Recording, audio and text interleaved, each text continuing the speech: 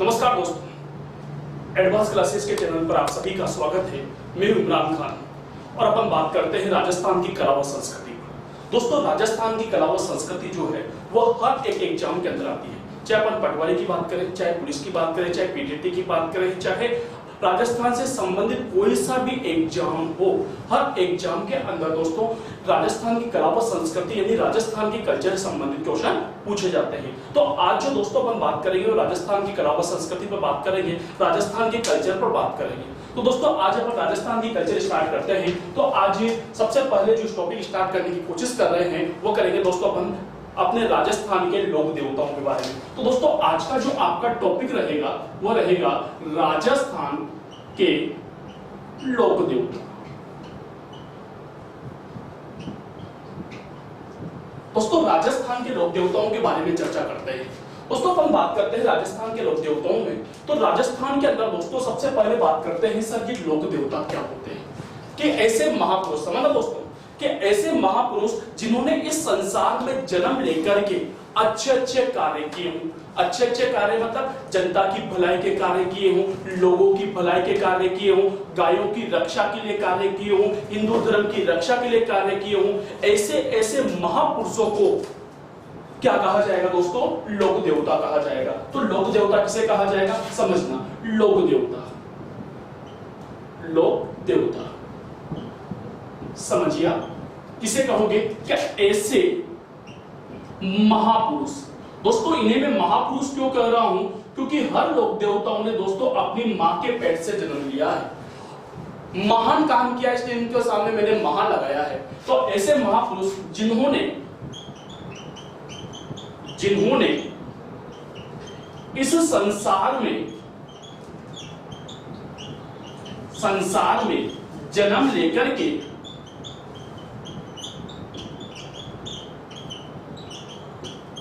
जनता की भलाई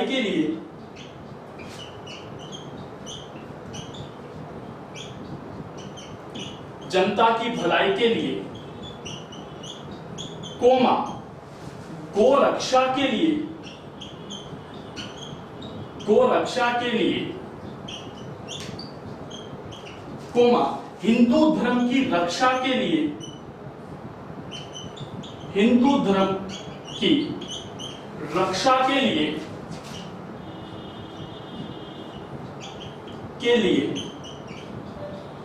अपना सब कुछ न्योछावर कर दिया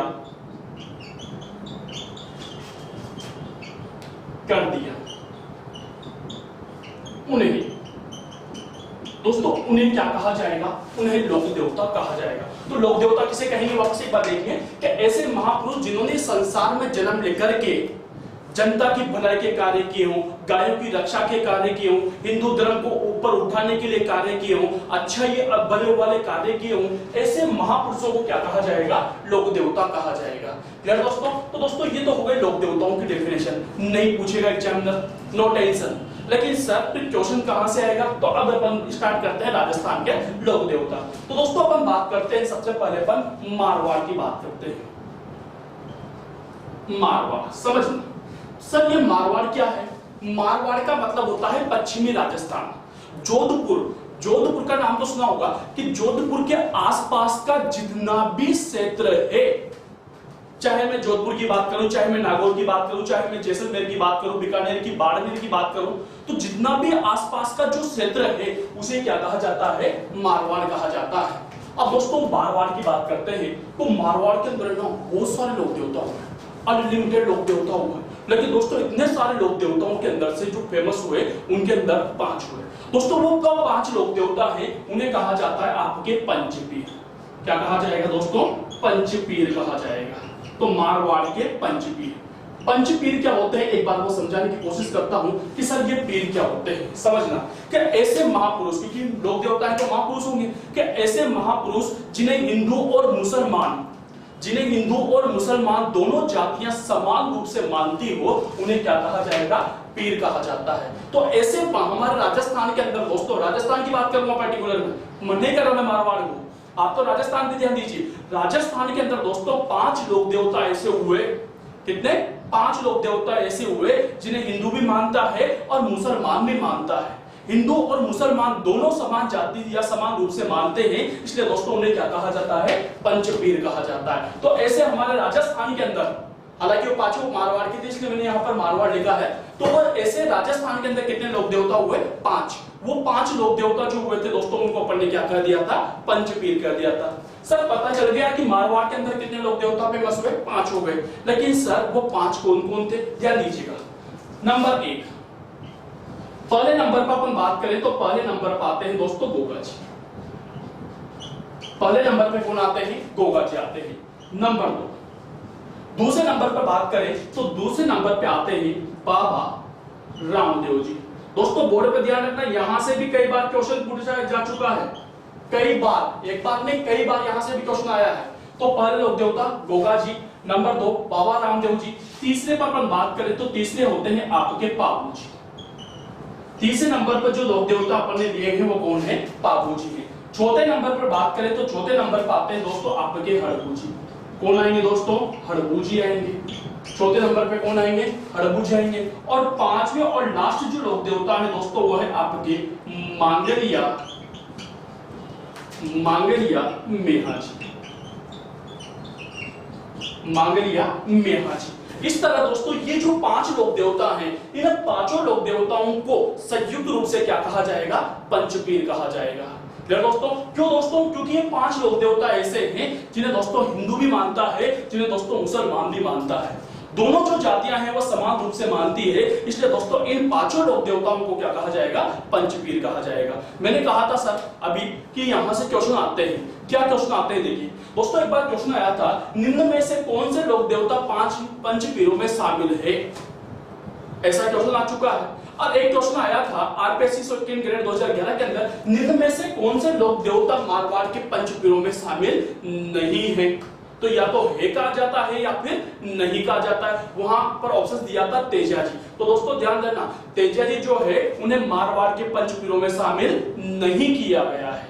राजस्थान के जो पंचपीर हैं उनके अंदर उनको शामिल नहीं किया गया है। केवल ये 5 लोक देवता हैं जिनको शामिल किया गया है। एक बार वापस नाम देखेंगे। नंबर 1 गोगा जी, बाबा रामदेव जी, पाबू जी, हड़बू जी और मांगलिया मेहा जी। क्लियर दोस्तों? एक काम कीजिए, स्क्रीनशॉट ले लीजिए आप।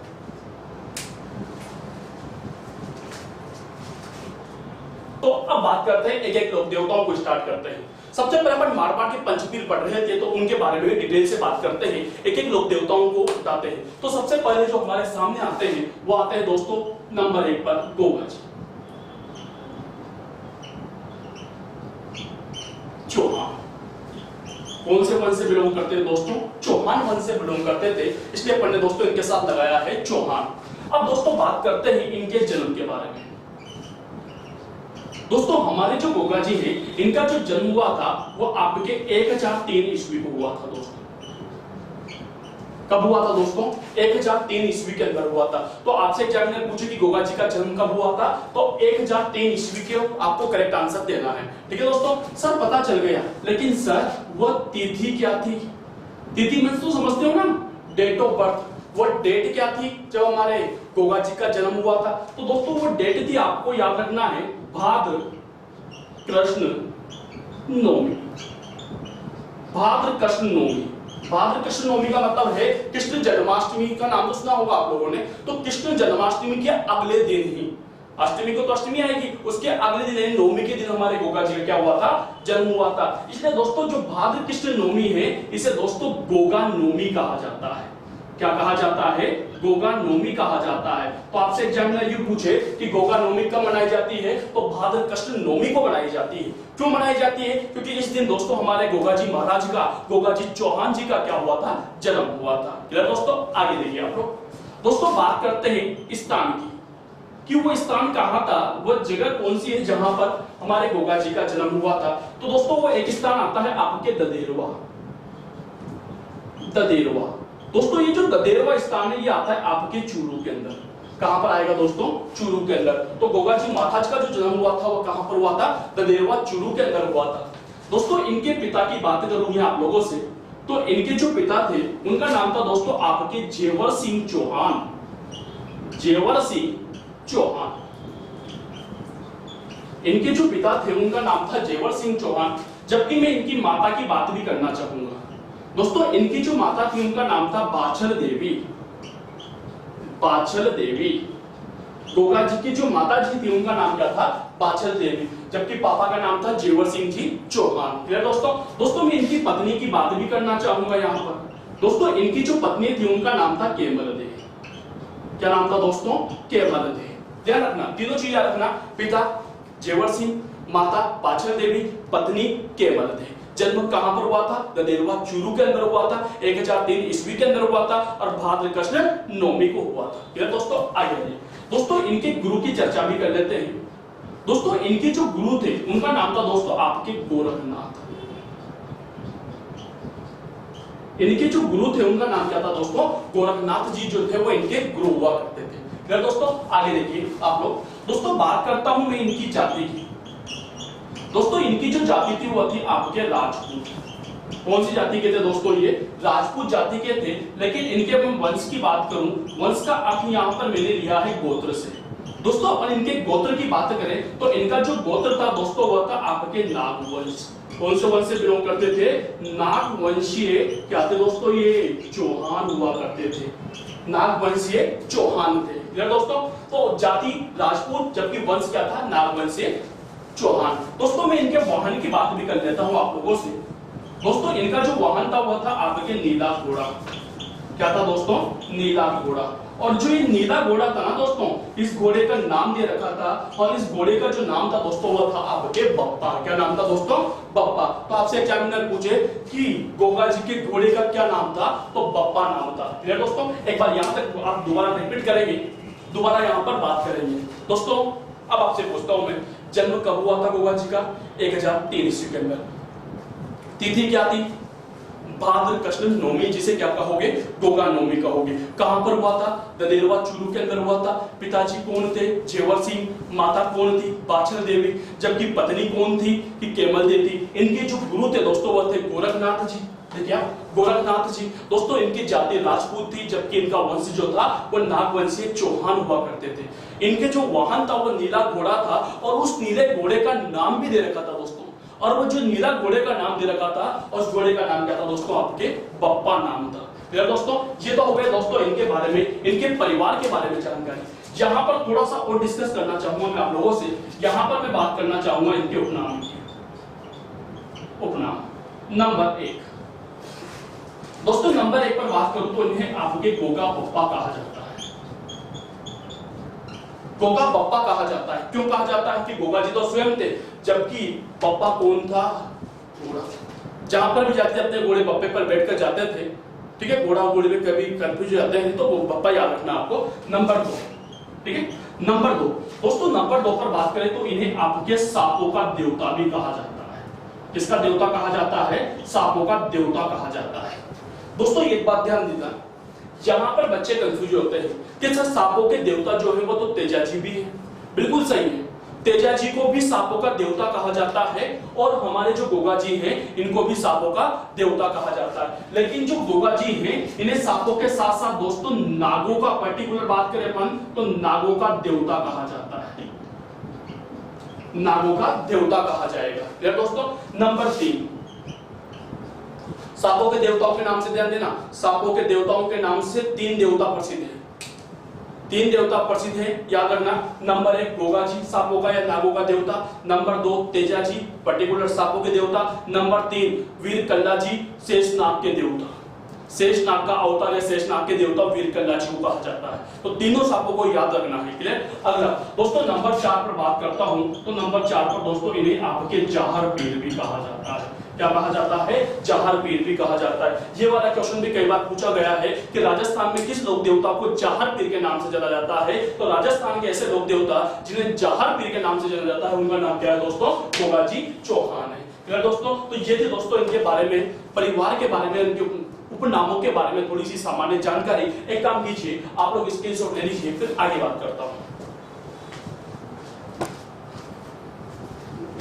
कर रहे थे अपन जो बात कर रहे थे वो गोगा जी पर बात कर रहे थे। अपन ने भी पढ़ा है गोगा जी के जन्म के बारे में, उनके परिवार के बारे में और उनके उपनामों के बारे में। लेकिन सर इन्होंने ऐसा क्या काम कर दिया कि इतने फेमस हो गए कि इन्हें हिंदू भी मानने लग गया, मुसलमान भी मानने लग गया, इतने पूजे जाने लग गए कि आज हमें पढ़ने पड़ रहा है। तो दोस्तों इन्होंने बहुत काम किया। क्या काम किया, अब इनको अपन डिटेल से देखते हैं। दोस्तों गोगाजी चौहान की बात कर रहे हैं। दोस्तों गोगाजी चौहान, इनकी पत्नी, सबसे पहले बात करता हूं यहाँ पर इनकी पत्नी की। दोस्तों इनकी जो पत्नी थी उनका नाम था आपकी केवल देवी। केवल देवी। दोस्तों ये जो केवल देवी थी, ध्यान दीजिएगा, ये एक स्थान आता है आपके कोल्लू मंडगांव, जिसे कोल्लू गांव भी कहा जाता है, कोल्लू मंडगांव। दोस्तों ये जो कोल्लू मंडगांव आता है, एक तहसील है फलौदी, जोधपुर के अंदर आती है, वहां पर आता है। तो ये जो कोल्लू मंडगांव है की राजकुमारी थी दोस्तों, राजकुमारी। कोल्लू मंडगांव फलौदी जोधपुर की राजकुमारी थी। अब दोस्तों ध्यान दीजिएगा, गोगा जी की अपन शादी की बात करते हैं। गोगा जी क्या हो रही थी, शादी हो रही थी। शादी के टाइम पर दोस्तों ये बारात लेकर कोल्लू मंडगांव फलौदी जोधपुर के अंदर जाते हैं। वहां जाते हैं, ये देखिए आप लोग, बारात चली गई, ये आ गई बारात, ठीक है, बारात आ गई, गोगा जी घोड़ी पर बैठकर आ गए। कौन सी घोड़ी, बप्पा, नाम याद रखना, बप्पा घोड़ी पर, ठीक है। अब दोस्तों यहाँ पर ये मंडप बना हुआ था, ये मंडप बना हुआ है, तोरण मार दिया, ये मंडप के यहाँ पर बैठे। अब दोस्तों ध्यान दीजिएगा, मंडप को कल्चर के अंदर कहा जाता है चौरी। क्या कहा जाएगा, चौरी कहा जाएगा। ध्यान देना, कल्चर में मंडप को क्या कहा जाता है, चौरी कहा जाता है। तो ये चौरी बनी हुई है। तो दोस्तों यहाँ पर गोगा जी आराम से बैठे हुए थे, पंडित जी मंत्रों का उच्चारण कर रहे थे। उसी समय क्या हुआ, जब दुल्हन मंडप की ओर आ रही थी, दुल्हन कौन दोस्तों, केवल देवी, उसी समय सीढ़ियों पर, जो सीढ़ियों से आ रही थी, क्योंकि राजकुमारी थी तो महल तो होगा, तो सीढ़ियों से जो आ रही थी, तो वहां पर सीढ़ियों पर एक सांप बैठा हुआ था, और उस सांप का नाम था दोस्तों आपके तशक सांप।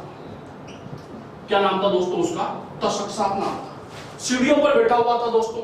तो केमलदेव जैसे ही आ रही थी, तो उस केमलदेव का पैर, इस केमलदेव का पैर जो है वह गलती से तशक सांप पर पड़ गया, तशक सांप पर पड़ गया। तो दोस्तों एक बात बताइए, तशक सांप क्या करेगा, काटेगा वही। अगर सांप के ऊपर पैर रखोगे, सांप तो काटेगा, नॉर्मल बात है। तो इस केमलदेव को काट लिया। और दोस्तों एक बात बता दो आपको, ये तशक सांप जो है वो इतना जहरीला सांप था कि जैसे ही केमलदेव को काटा, जैसे ही केमलदेव को काटा, केमलदेव की हाथ क्या हो गई दोस्तों, आपके मृत्यु हो गई दोस्तों। केमलदेव मर गई, केमलदेव जी का देहांत हो गया, केमल जी अब नहीं रहे। दोस्तों गोगा जी मंडप के यहाँ पर बैठे हुए हैं, अभी शादी नहीं हुई है दोस्तों, क्योंकि मंडप की ओर आ रही थी अभी, तो उससे पहले ही दोस्तों केमलदेव का देहांत हो जाता है। तो आपके जो गोगा जी हैं वो बड़े क्रोधित होते हैं। नागवंशीय चौहान थे, ध्यान देना, उनका वंश था नागवंशीय चौहान, यानी नागों को, सांपों को अपने कंट्रोल में करने का मंत्र जानते थे कि नागों को, सांपों को कैसे कंट्रोल में किया जा सकता है। अग्निवेदी जल नहीं रही थी दोस्तों, मंत्रों का उच्चारण करने लगे। अग्निवेदी जल रही थी दोस्तों, मंत्रों का उच्चारण करने लगे। ऐसे ऐसे मंत्रों का उच्चारण किया। मैं कहां की बात कर रहा हूं दोस्तों, मैं बात कर रहा हूं कोल्लू मंडगांव की बात कर रहा हूं। ऐसे ऐसे मंत्रों का उच्चारण किया कि कोल्लू मंडगांव के आसपास के जितने भी सांप थे, इस मंडप के सामने आकर तड़पने लगे, तड़पने लगे। कोई तड़प रहा है, कोई मर रहा है, ऐसा कहा जाता है कि कोई तड़प रहा था, कोई मर रहा था। दोस्तों शादी थी तो पुड़िया बन रही थी, पुड़ियों के गरम गरम तेल के अंदर जो दोस्तों सांप कूद रहे थे। सांपों की कंडीशन बहुत खराब हो गई, इतनी भयंकर खराब हो गई, जब जाकर के दोस्तों आसमान में से गर्जना हुई। ऐसा कहा जाता है कि यहाँ पर स्वयं नाग देवता उपस्थित हुए दोस्तों। मंडप के यहाँ पर शादी के टाइम पर दोस्तों कौन उपस्थित हुए, नाग देवता उपस्थित हुए। और नाग देवता ने गोगा जी से हाथ जोड़कर माफी मांग ली कि गोगा जी हमें माफ कर देना, गोगा जी हमें माफ कर देना। तो दोस्तों गोगा जी ने उन सांपों को क्या कर दिया, माफ कर दिया। तो ये जो तशक सांप था, ये तशक सांप था, इसने भी हाथ जोड़कर माफी मांगी। तो दोस्तों ये तशक सांप जो था वो तड़पता हुआ वापस आया और केमलदेव का जहर निकाल कर इसे वापस क्या कर दिया दोस्तों, जिंदा कर दिया दोस्तों। क्या कर दिया दोस्तों, जिंदा कर दिया। तो दोस्तों मैं क्या करना चाह रहा हूं, मैं आप लोगों से क्या करना चाह रहा हूं, मैं ये कहना चाह रहा हूं कि गोगा जी की पत्नी केवलदेव शादी से पहले मर चुकी थी, मरने के बाद भी हमारे गोगा जी ने उसे क्या किया था दोस्तों, जिंदा किया था। क्लियर दोस्तों। अब दोस्तों वापस इसी पर बेटर में बात करूंगा। क्लियर दोस्तों, ये चीज समझ में आ गई। अब देखिए आप लोग यहाँ वापस बात करते हैं। देखिए आप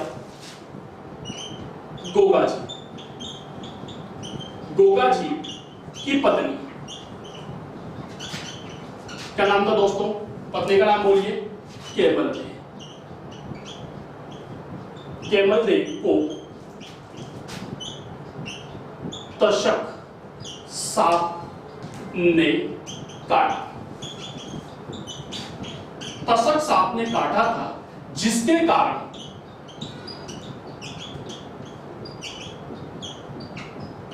कारण केमल्दे की मृत्यु हो गई।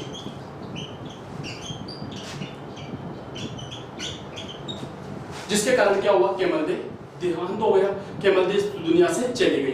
तो फिर क्या हुआ दोस्तों, तो गोगा जी ने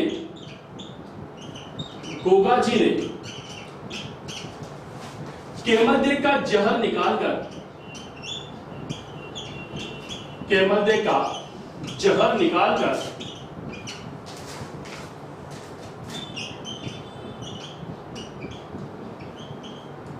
उसे पुनः जीवित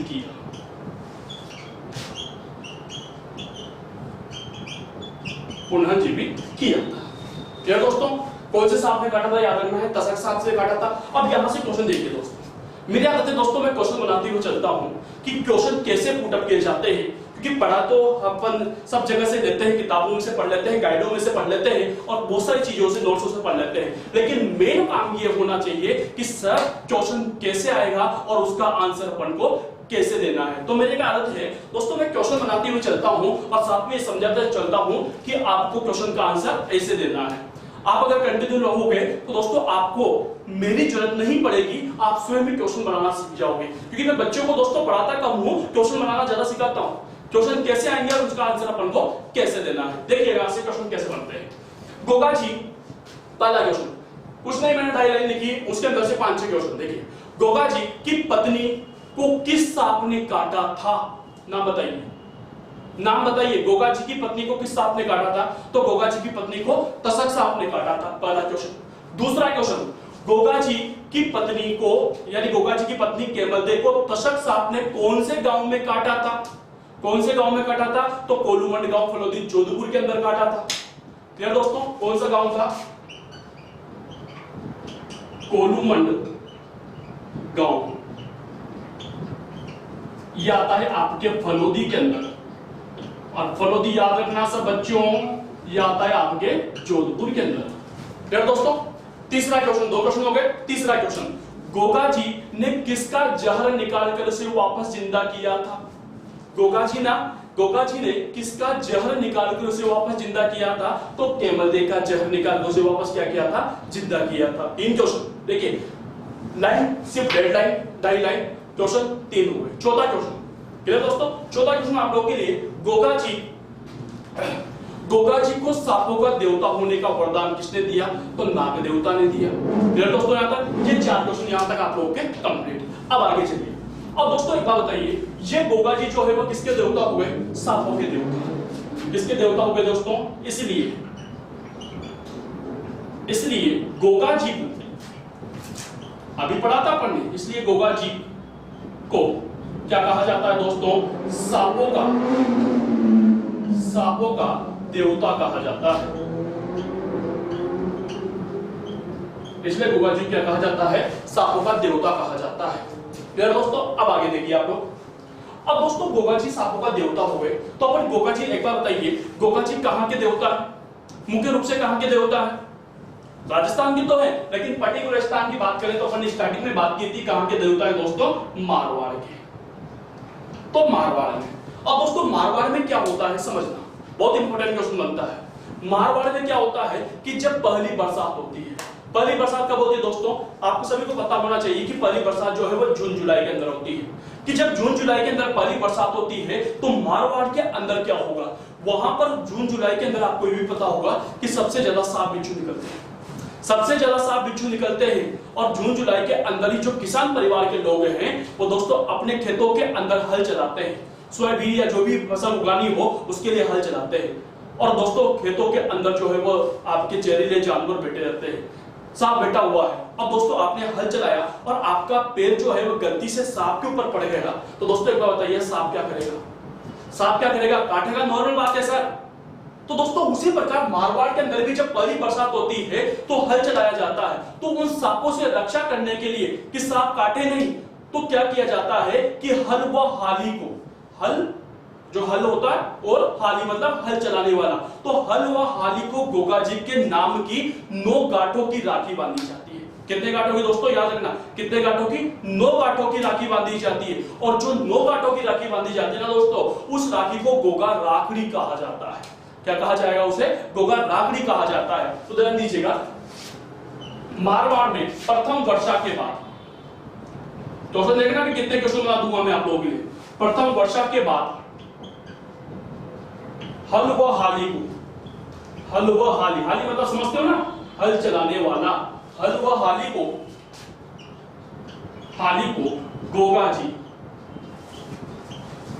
गोगा जी के नाम की एक राखी बांधी जाती है, राखी बांधी जाती है, जिसे क्या कहा जाता है दोस्तों? जिसे गोगा राखड़ी कहा जाता है। इंपॉर्टेंट याद रखना, कहा जाता है। चलिए वापस ध्यान दीजिएगा कि मारवाड़ में प्रथम वर्षा के बाद जब पहली बरसात होती है तो हल व हाली को गोगा जी के नाम का एक धागा बांध दिया जाता है। धागा या राखी बांधी जाती है, कितने गांठों की होती है? 9 गांठों की जो राखी बांधी जाती है दोस्तों, से क्या कहा जाता है? गोगा राखड़ी कहा जाता है। दोस्तों एक बात का जवाब दीजिएगा मेरे, कि गोगा राखड़ी क्यों बांधी जाती है? क्यों बांधी जाएगी सर? हल व हाली को क्यों बांधी जाती है? क्योंकि दोस्तों सांपों से रक्षा के लिए, सांपों से रक्षा के लिए मारवाड़ में हल व हाली को गोगा जी के नाम की राखी बांधी जाती है। क्लियर दोस्तों? अब आ जाइए, यहां तक कंप्लीट सब बच्चों के। अब आगे देखिए दोस्तों, बात करते हैं इनके, ये तो गया चमत्कार के बारे में। अब मैं थोड़ा सा मंदिर क्यों ले चलता हूं। तो इनका जो प्रसिद्ध मंदिर बना हुआ है, इनका जो प्रसिद्ध मंदिर बना हुआ है, ध्यान दीजिएगा, इनका जो गोगा जी का जो प्रसिद्ध मंदिर बना हुआ है वो एक स्थान आता है दोस्तों आपके गोगा मेड़ी। गोगा मेड़ी जो है दोस्तों एक तहसील है आपके नौहर। नौहर तहसील जो है दोस्तों ये आती है आपके हनुमानगढ़ के अंदर। तो गोगा जी का जो प्रसिद्ध मंदिर बना हुआ है वो गोगा मेड़ी नौहर तहसील हनुमानगढ़ के अंदर बना हुआ है दोस्तों। यहाँ पर प्रसिद्ध मंदिर है। तो आपसे एग्जामिनर पूछे कि गोगा जी का प्रसिद्ध मंदिर कहां पर है, कि गोगा मेड़ी हनुमानगढ़ के अंदर या नौहर तहसील हनुमानगढ़ के अंदर बना हुआ है दोस्तों। अगर यहाँ पर मंदिर है तो यहाँ पर क्या लगेगा दोस्तों? आपके मेला लगेगा। क्या लगेगा दोस्तों? मेला लगेगा। तो यहाँ पर जो मेला लगता है दोस्तों, ये लगता है आपके भाद्र कृष्ण नवमी। क्योंकि आपको अभी थोड़ी देर पहले अपन ने बात की थी कि भाद्र कृष्ण नवमी को गोगा जी का क्या हुआ था? जन्म हुआ था। और आपको याद होना चाहिए कि जब मेला जब लगता है, जब आदमी का या देवता का या देवी का जन्म या उसका देहांत हुआ था, तो यहाँ पर उनके जन्म के अवसर पर यहाँ पर मेला लगता है। तो यहाँ पर जो मेला लगेगा वो कब लगेगा? भाद्र कृष्ण नवमी को लगता है। और भाद्र कृष्ण नवमी को दोस्तों क्या कहा जाता है? गोगा नवमी कहा जाता है। दोस्तों ये तो कोई मेले की बात। अब बात करते हैं मंदिर गोगा मेड़ी हनुमानगढ़ के। लेकिन आपसे एग्जामिनर पूछे कि सर इस मंदिर का जो निर्माण है वो किसके द्वारा करवाया गया? गोगा जी का जो मंदिर है, इस मंदिर का निर्माण है वो किसके द्वारा करवाया गया? तो दोस्तों ध्यान दीजिएगा, इस मंदिर का जो निर्माण करवाया था वह एक मुस्लिम शासक था दोस्तों, एक मुसलमान शासक था। उसका नाम था दोस्तों फिरोज शाह तुगलक। फिरोज शाह तुगलक। तो फिरोज शाह तुगलक के द्वारा दोस्तों इस मंदिर का निर्माण करवाया गया। तो आपसे एग्जामिनर पूछे कि प्रसिद्ध मंदिर तो कहां पर है? कि गोगा मेड़ी हनुमानगढ़ के अंदर है। जबकि इस मंदिर का जो निर्माण है वो किसके द्वारा करवाया गया था? एक मुसलमान शासक फिरोज शाह तुगलक के द्वारा करवाया गया था। दोस्तों और दोस्तों ध्यान दीजिएगा, एक मुसलमान जो है वो मंदिर बना रहा है, एक मुसलमान जो है वो देवता का मंदिर बना रहा है। तो क्या आप ही अपने माइंड से जवाब दीजिएगा, क्या मंदिर वैसा बनेगा जैसा बनना चाहिए था? जैसा बनना चाहिए था वैसा बनेगा? नहीं बनेगा। इसलिए दोस्तों ये जो मंदिर है, इस मंदिर की जो आकृति है, आकृति मतलब समझते हो ना, बनावट, इस मंदिर की जो आकृति है, इस मंदिर की जो बनावट है वो दोस्तों मकबरे नुमा है। इस मंदिर की जो आकृति वो बनावट जो बनी हुई है वो कैसी है? मकबरे नुमा बनी हुई है। क्यों बनी हुई है? पहला क्वेश्चन करूंगा मैं आप लोगों से। पहला क्वेश्चन कि राजस्थान के ऐसे कौन से लोक देवता हैं जिनकी आकृति मकबरे नुमा है? तो वह है गोगा जी। दूसरा क्वेश्चन इसी को घुमा करके कि गोगा जी के मंदिर की आकृति कैसी बनी हुई है? वो मकबरे नुमा बनी हुई है। तीसरा क्वेश्चन, गोगा जी के मंदिर की आकृति, आप लोगों से क्वेश्चन, गोगा जी की मंदिर की आकृति मकबरे नुमा क्यों है? अगर दोस्तों आपको क्यों का आंसर याद है तो आप उस चीज को भूल नहीं सकते हो। मकबरे नुमा क्यों है? क्यों? क्योंकि दोस्तों इस मंदिर का जो निर्माण है वो एक मुसलमान के द्वारा करवाया गया था और एक मुसलमान शासक के द्वारा करवाने के कारण इस मंदिर की जो आकृति बनी हुई है वो मकबरे नुमा बनी हुई है। क्लियर दोस्तों? आगे देखिए दोस्तों, इस मंदिर का जो मुख्य दरवाजा है, मुख्य दरवाजा, इस मंदिर के मुख्य दरवाजे पर बिस्मिल्लाह लिखा हुआ है दोस्तों, बिस्मिल्लाह लिखा है। तो आपसे एग्जामिनर वापस क्वेश्चन कर रहा हूं, आपसे एग्जामिनर पूछे कि गोगा जी के मंदिर के मुख्य दरवाजे पर क्या अंकित है या क्या लिखा हुआ है, तो बिस्मिल्लाह लिखा हुआ है। क्यों लिखा हुआ है दोस्तों? क्योंकि निर्माण किसने कराया था? मुसलमान शासक ने। क्योंकि दोस्तों मुस्लिम परिवार के जो मकान होते हैं उनके घर के बाहर की दीवारों पर बिस्मिल्लाह लिखा होता है। बिस्मिल्लाह का अर्थ होता है शुरू करता हूं मैं भगवान के नाम से, शुरू करता हूं मैं अल्लाह के नाम से, शुरू करता हूं मैं रब के नाम से। तो दोस्तों इस मंदिर के जो मुख्य दरवाजा है इस पर भी क्या लिखा हुआ है? बिस्मिल्लाह लिखा हुआ है। क्लियर दोस्तों? आगे देखिए आप लोग। दोस्तों ये तो हो गई मंदिर की बात। मंदिर का निर्माण फिरोज शाह ने करवाया था, जबकि इसकी आकृति मकबरे नुमा बनी हुई है और इस मंदिर के मुख्य दरवाजे पर बिस्मिल्लाह लिखा हुआ है। लेकिन सर इस मंदिर का जो वर्तमान स्वरूप है, वर्तमान स्वरूप कर दूं या पुनर्निर्माण कर? पुनर्निर्माण। इस मंदिर का जो पुनर्निर्माण करवाया था या वर्तमान स्वरूप जो दिया था वो दोस्तों आपके एक बीकानेर के महाराजा थे, बीकानेर के महाराजा। और जो बीकानेर के महाराजा थे दोस्तों उनका नाम था गंगा सिंह। बीकानेर के महाराजा गंगा सिंह ने दोस्तों इस मंदिर का पुनर्निर्माण करवाया था। तो क्वेश्चन समझिए वापस। एग्जामिनर पूछे गोगा जी के मंदिर का निर्माण किसने करवाया? तो फिरोज शाह तुगलक। किसने करवाया? फिरोज शाह तुगलक। लेकिन इस मंदिर का पुनर्निर्माण किसने करवाया? पुनर्निर्माण मतलब दोबारा बनवाना। इस मंदिर को जो दोबारा बनवाया था या वर्तमान जो बना हुआ है, जो वर्तमान स्वरूप दिया था वो दोस्तों किसने दिया था? आपके गंगा सिंह ने। गंगा सिंह कहां का शासक था? बीकानेर का। कौन था? अरे सर ये वही व्यक्ति है जिसने राजस्थान के अंदर सबसे पहले नहर लेकर आया था। गंग नहर का निर्माण 1927 के अंदर करवाया था। इसलिए दोस्तों गंगा सिंह को राजस्थान का भागीरथ भी कहा जाता है। क्लियर दोस्तों? ये आपको ज्योग्राफी वाले सर बताएंगे। आगे देखिए, पूर्ण निर्माण हो गया। अब मंदिर की बात कर रहे हैं। तो दोस्तों मंदिर के अंदर इनकी मूर्ति होती है। मंदिर होगा तो मूर्ति भी होगी सर, उसमें क्या बात है? तो दोस्तों इनकी जो मूर्ति होती है वो दोस्तों आपके अश्वरोही योद्धा के रूप में बनी होती है। इनकी जो मूर्ति बनी होती है वो कैसी बनी होती है? अश्वरोही योद्धा के रूप में। अश्व का मतलब घोड़ा, रोही का मतलब सवार, योद्धा का मतलब युद्ध करते हुए, घोड़े पर सवार होकर युद्ध करते हुए दोस्तों इनकी क्या बनाई जाती है? मूर्ति बनाई जाती है। फिर दोस्तों आगे बात करता हूं, मूर्ति की बात हो गई। मंदिर में मूर्ति है तो मूर्ति को क्या लगाया जाएगा दोस्तों? भोग लगाया जाएगा। दोस्तों भोग भी लगाया जाएगा। तो दोस्तों इनको जो भोग लगाया जाता है वो आपके लापसी का भोग लगाया जाता है। काय का भोग लगाया जाएगा दोस्तों? लापसी का भोग लगाया जाएगा। सबका ध्यान बोर्ड पर। भोग काय का लगाया जाएगा? लापसी का लगाया जाएगा। जबकि मूर्ति कैसी होगी? अश्वरोही योद्धा के रूप में होगी। क्लियर दोस्तों? दोस्तों इनका जो मंदिर होता है ना, मंदिर, इनका जब मंदिर बनाया जाएगा, जहां पर भी बनाया जाएगा, इंपॉर्टेंट क्वेश्चन है सर, जहां पर भी इनका मंदिर बनाया जाएगा वो दोस्तों मंदिर हमेशा खेजड़ी के पेड़ के नीचे बना होता है। खेजड़ी के पेड़ के नीचे इनका जो मंदिर बना होता है वो हमेशा खेजड़ी के पेड़ के नीचे बना होता है। इधर लिख देता हूं ताकि आपको नीचे दिख जाएगा। खेजड़ी के पेड़ के नीचे गोगा जी का जब भी मंदिर बना होता है वो खेजड़ी के पेड़ के नीचे ही बना होता है। क्योंकि दोस्तों हमारे राजस्थान में एक बहुत पुरानी कहावत है, इनके बारे में कहा जाता है कि मंदिर खेजड़ी के नीचे ही क्यों होता है? क्योंकि दोस्तों एक बहुत पुरानी कहावत है, कहा जाता है कि गांव गांव खेजड़ी, गांव गांव गोगा।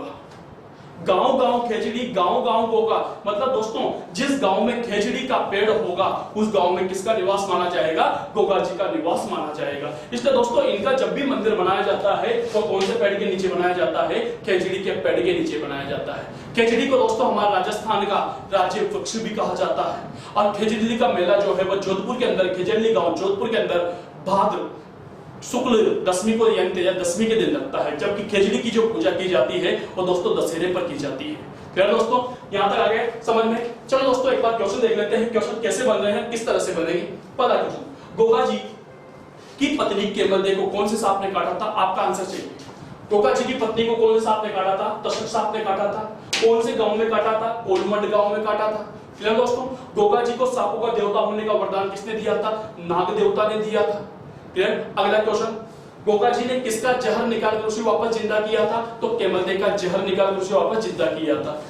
क्लियर। अगला क्वेश्चन देखिए, क्वेश्चन कैसे बन रहे हैं कि मारवाड़ में प्रथम वर्षा के बाद हल व हाली को गोगा जी के नाम की जो राखी बांधी जाती है उस राखी को क्या कहा जाता है? तो सर उस राखी को क्या कहा जाएगा? गोगा राखड़ी कहा जाएगा। गोगा राखड़ी कहा जाएगा। और गोगा राखड़ी जो है वो बांधी जाती है इस सांपों से रक्षा के लिए गोगा राखड़ी बांधी जाती है। क्लियर दोस्तों। अगला, गोगा जी का प्रसिद्ध मंदिर कहां पर है? कि गोगा मेड़ी हनुमानगढ़ के अंदर है, नोहर तहसील के अंदर आता है। जहां पर मेला कब लगेगा? आंसर, जहां पर मेला कब लगेगा? भाद्र कृष्ण नवमी को। क्या कहोगे दोस्तों? गोगा नवमी कहोगे। क्लियर दोस्तों। निर्माण, इस मंदिर का निर्माण फिरोज शाह तुगलक के द्वारा करवाया गया था, जबकि इस मंदिर की जो आकृति है वो मकबरे नुमा बनी हुई है और इस मंदिर के मुख्य दरवाजे पर बिस्मिल्लाह लिखा हुआ है। क्लियर दोस्तों। अगली बात करता हूं आप लोगों से कि दोस्तों इस मंदिर का जो पुनर्निर्माण करवाया था वो बीकानेर के महाराजा गंगा सिंह के द्वारा करवाया गया था। दोस्तों गंगा सिंह को याद रखना, गंगा सिंह को राजस्थान का भागीरथ कहा जाता है, क्योंकि दोस्तों राजस्थान के अंदर सबसे पहले नहर का निर्माण, गंग नहर का निर्माण 1927 के अंदर इसी महाराजा गंगा सिंह के द्वारा करवाया गया था। दोस्तों गंगा सिंह राजस्थान का एक ऐसा शासक था जिसने लंदन में आयोजित तीनों गोलमेज सम्मेलनों में भाग भी लिया था। क्लियर दोस्तों। आगे चलते हैं। दोस्तों इनकी जो मूर्ति होती है वो अश्वरोही योद्धा के रूप में होती है, जबकि इनको जो भोग लगाया जाता है वो लापसी का लगाया जाता है। और जब भी इनका मंदिर बना होगा वो हमेशा कौन से पेड़ के नीचे बना होगा? खेजड़ी के पेड़ के नीचे बना होगा। क्लियर दोस्तों। यहां से इतने सारे क्वेश्चन बन रहे हैं, ज्यादा नहीं पढ़ाया है फिर भी दोस्तों क्वेश्चन भरपूर है। क्वेश्चन बनाना सीखिए, अपने आप क्वेश्चन का आंसर आप लोगों को आने लग जाएगा। क्लियर दोस्तों। एक काम कीजिए, स्क्रीनशॉट ले लीजिए आप लोग।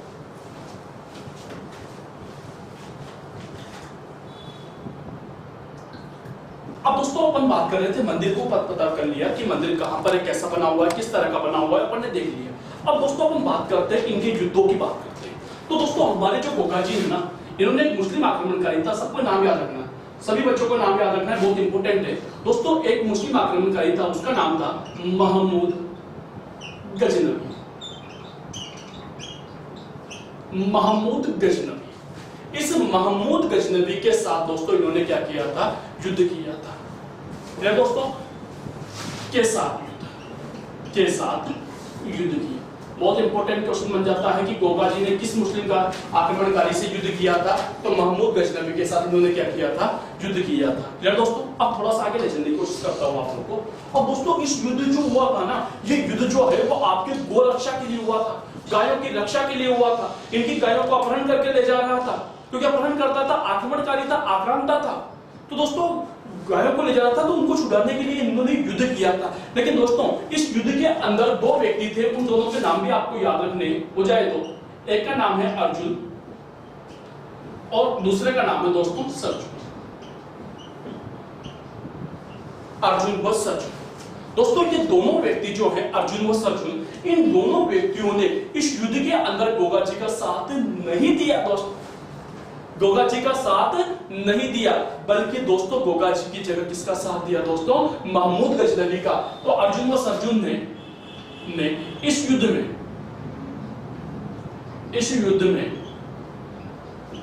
गजनवी का साथ दिया। गजनवी का साथ।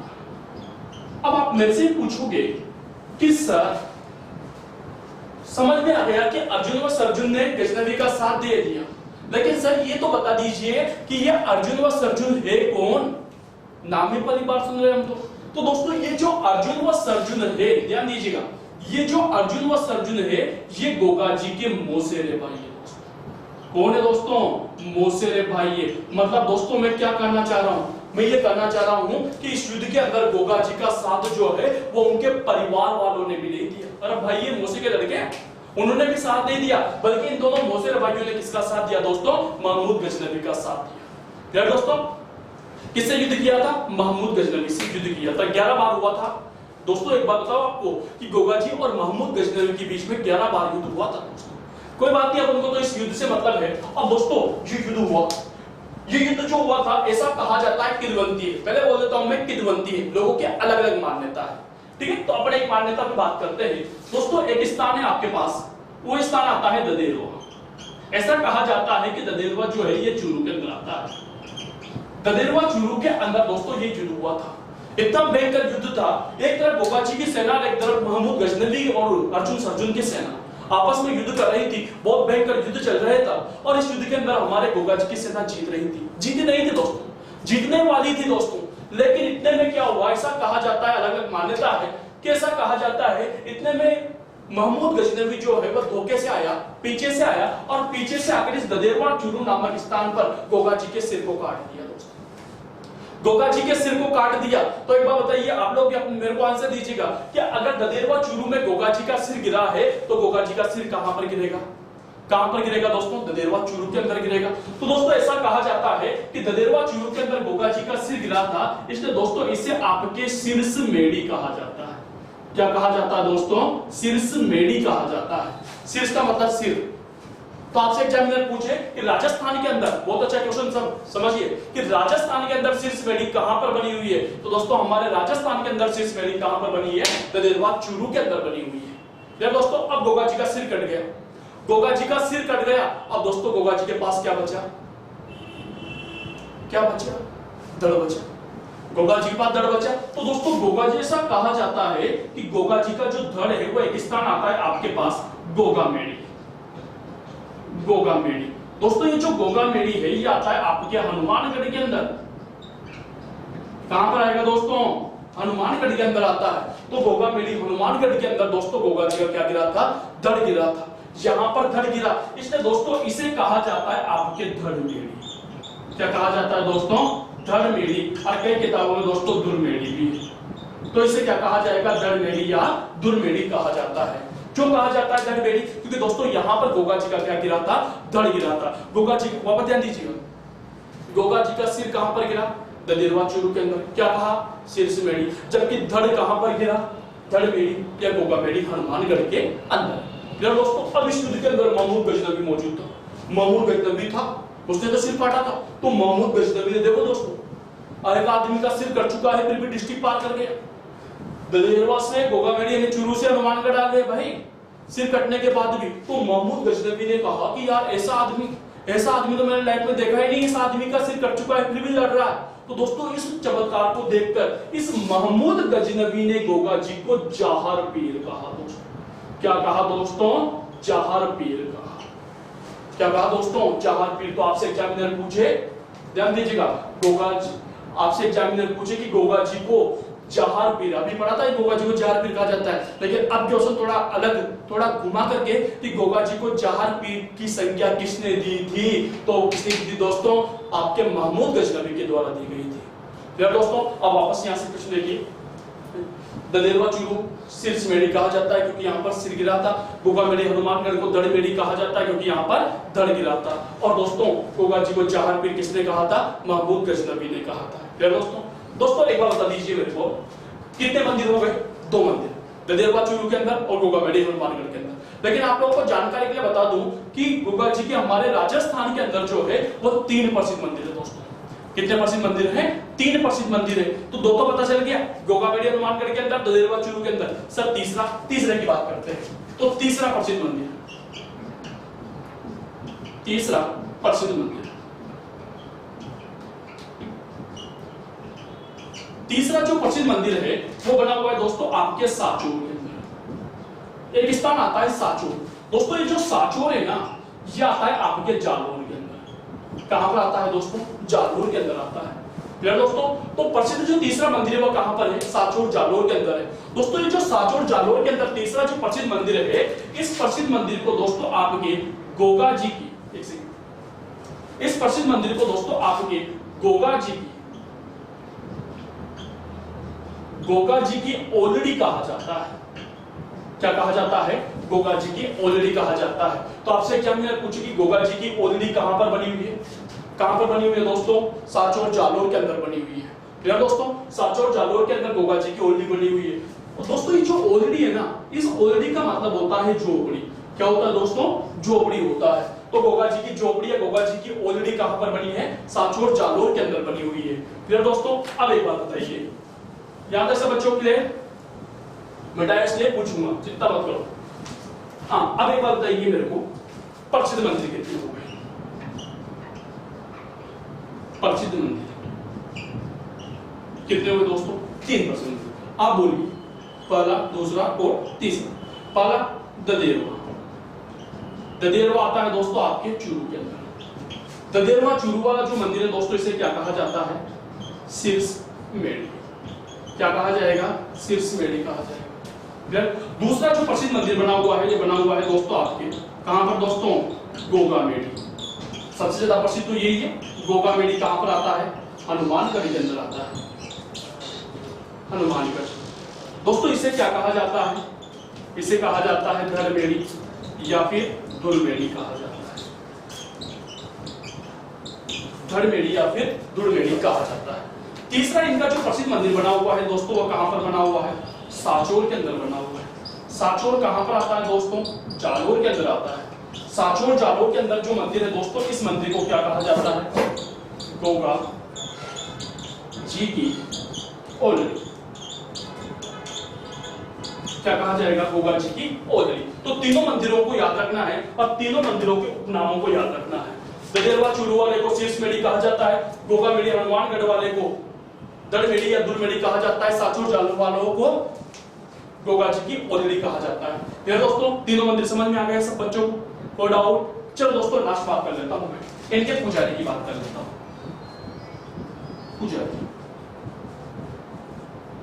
पुजारी को इंपॉर्टेंट रूप से समझना दोस्तों, इसलिए मैंने बाद में लिया है इसको। दोस्तों पुजारी की बात करें तो एक बात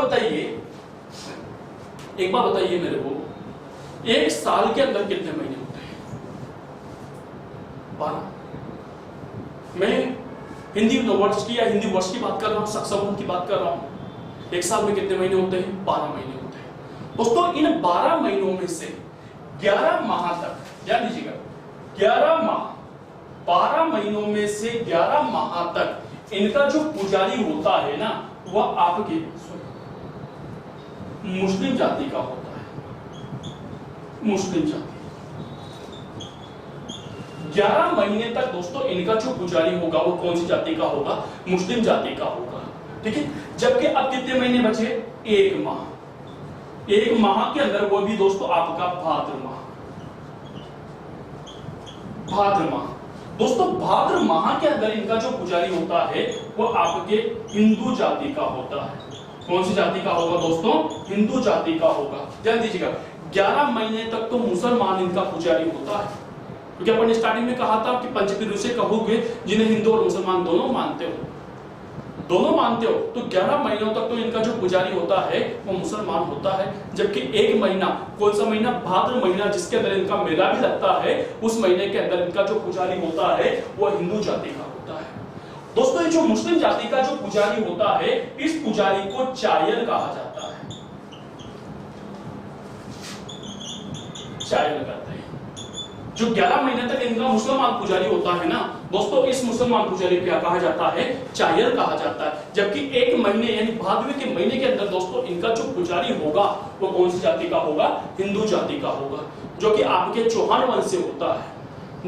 आपके राजपूत जाति के अंदर चौहान वंश जो होता है उनका पुजारी होता है 1 महीने तक, जबकि 11 महीने तक आपके मुसलमान जाति का होता है। अब एक क्वेश्चन आ जाता है, बार बार बच्चे पूछते हैं कि सर एक बात समझ में नहीं आई।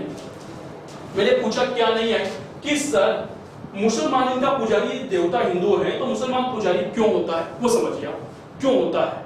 रोजा तुगलक ने मंदिर का निर्माण मुसलमान ने करवाया था, क्यों करवाया था वो भी समझिए आप।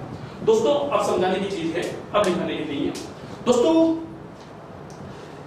आपके जो गोगा जी थे, इनके 14 पीढ़ी के एक लड़के थे, उनका नाम था दोस्तों आपके कायम सिंह, कायम सिंह, ध्यान दीजिएगा। चौथी पीढ़ी के थे, उनका नाम था कायम सिंह। बाद में क्या हुआ, इस कायम सिंह ने बाद में अपना धर्म चेंज कर लिया। राजपूत थे, चौहान वंशीय राजपूत थे, तो इन्होंने अपना धर्म चेंज कर लिया और अपना धर्म चेंज करके ये दोस्तों मुसलमान हो गए, मुस्लिम संप्रदाय से बिलोंग करने लग गए, मुस्लिम धर्म अपना लिया और इन्होंने अपना नाम चेंज करके रख दिया कायम, कायम खान। कायम सिंह ने अपना नाम चेंज कर क्या कर लिया, कायम खान कर लिया। ध्यान दीजिएगा। तो इनके द्वारा जो संतानें हुई, इस कायम सिंह की जो संतानें हुई, उन्हें कहा जाता है कायम खानी मुसलमान, कायम खानी मुसलमान। दोस्तों मुसलमानों के कास्ट होती है कायम खानी मुसलमान। वो जो कायम खानी मुसलमान है, अब देखिए ये जो कायम खानी मुसलमान है, इनके जो आदि हो गए, इनके जो पूर्वज होंगे वो कौन होंगे दोस्तों, आपके गोगा जी, क्योंकि इनके पूर्वज कायम सिंह के पूर्वज गोगा जी, तो इनके पूर्वज भी कौन हो गए, गोगा जी। तो कायम खानी मुसलमान जो होते हैं वो गोगा जी को अपना पूर्वज मानते हैं। तो कायम खानी मुसलमान गोगा जी